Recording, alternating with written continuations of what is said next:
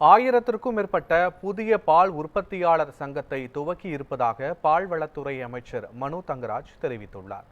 கோவை ஈச்சனாரி பகுதியில் உள்ள தனியார் கல்லூரியில் பால்வளத்துறை சார்பில் மிஷன் ஒயிட் வேவ் திட்ட பயிற்சி பட்டறையை அமைச்சர் மனு தங்கராஜ் துவக்கி வைத்தார். இதனைத் தொடர்ந்து செய்தியாளர்களுக்கு பேட்டியளித்த அமைச்சர், மிஷன் ஒயிட் வேவ் திட்டத்தின் மூலம் பால் உற்பத்தியும் ஆவின் விற்பனையும் அதிகரிக்கும் என்று கூறினார். தமிழ்நாட்டில் இருக்கக்கூடிய அனைத்து பால் உற்பத்தியாளர்களுக்கும் அவர்களுக்கு கடன் வழங்குவது, அதில் கால்நடை பராமரிப்புக்கான வட்டியில்லா கடனும், கால்நடைகள் வாங்குவதற்கான கடனும், எந்தெந்த விவசாய பெருங்குடி மக்கள் எல்லாம் கால்நடைகள் வாங்க வளர்க்க விரும்புகின்றார்களோ அவர்களுக்கு வழங்குவது. எனவே அனைவருக்கும் கடன் வசதி என்கின்ற ஒரு செயல் திட்டத்தை நாங்கள் வைத்திருக்கிறோம்.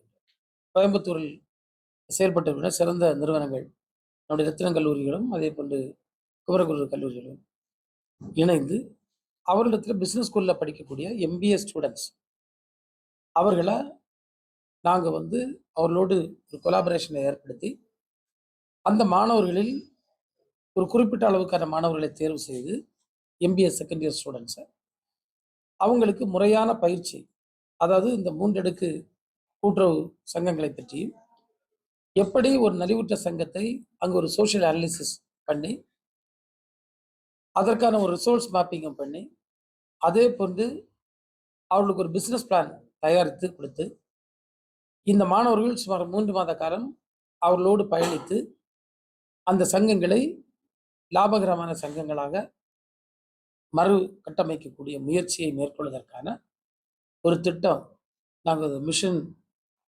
ஒயிட் வேவ் என்ற தலைப்பில் நாங்கள் செயல்படுத்த இருக்கின்றோம்.